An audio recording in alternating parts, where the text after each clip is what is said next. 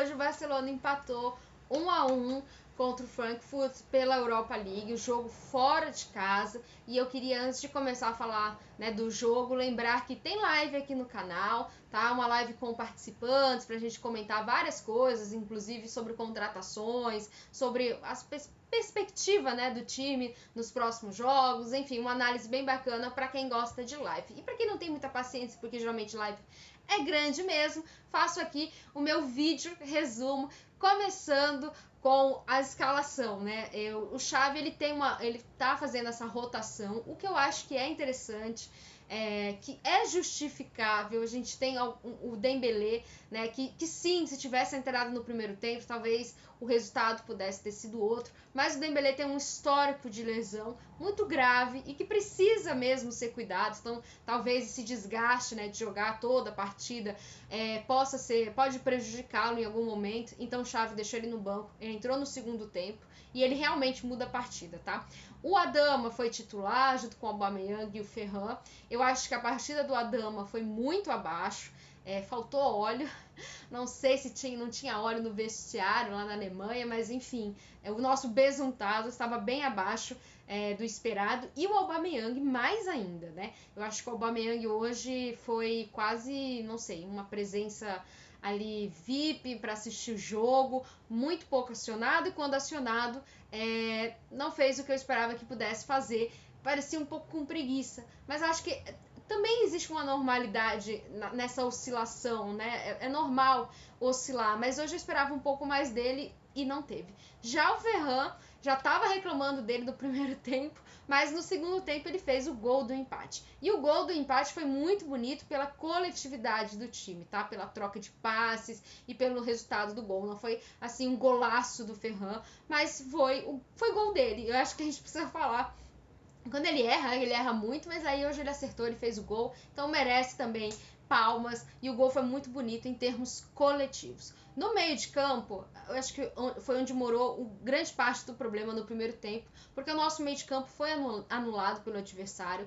Eu acho que é preciso elogiar, né, quando o adversário ele tem seus méritos, eles foram inteligentes, eles mataram o nosso meio de campo, que é a nossa máquina principal, o coração do time ali, e acabou sendo anulado. A gente tinha posse, mas não tinha criação. Então hoje o Pedro não fez uma partida excepcional porque ele foi anulado, e isso foi mérito do adversário, tá?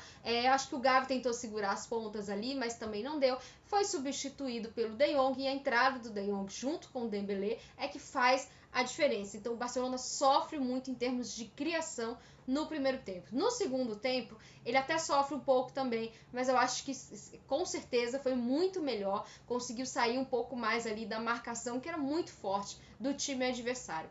E na zaga, obviamente me preocupou a saída do Piqué, porque entrou o Lenglet, né? E todo mundo tem medo do Lenglet. Quem é que não tem medo do Lenglet na zaga, gente? Não tem como. O que dava, assim, uma balanceada ali é que o Araújo tava na lateral, e assim, o Araújo foi gigante nesse jogo. O que eu vi do Araújo desmarcando, né, impedindo o cruzamento, parando a jogada antes de chegar na zaga, foi uma coisa impressionante. Então, assim, deu uma equilibrada porque tinha ali o Araújo. Mas por isso que eu bato na tecla de que a gente precisa pensar melhor nas zagas, nas laterais, porque a gente não tem lateral.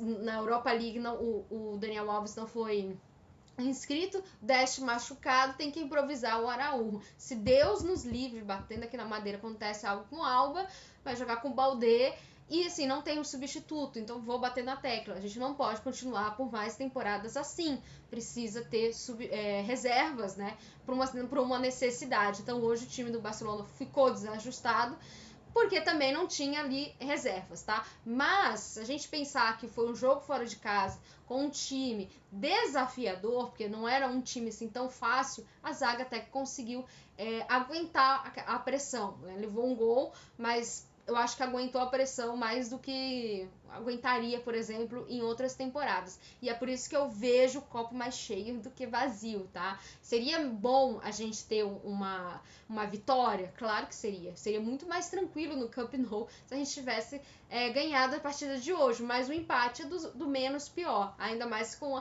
essas questões que eu falei. Eu acho que individualmente alguns jogadores não estavam bem, a gente não tinha reserva ali para lateral, então o Araújo foi improvisado, Então, assim, acho que dos males foi o menor, né? Foi um empate. E aí vamos decidir em casa. E eu espero que em casa as coisas fluam melhor. E talvez a escalação do Chaves seja outra, a rotatividade seja outra. E a gente tenha aí um melhor equilíbrio. Mas eu acho que o Barcelona conseguiu aguentar bem a pressão fora de casa num jogo que foi um pouco mais desafiador. Então, fico feliz nesse sentido. E aí vamos ver o que vai acontecer.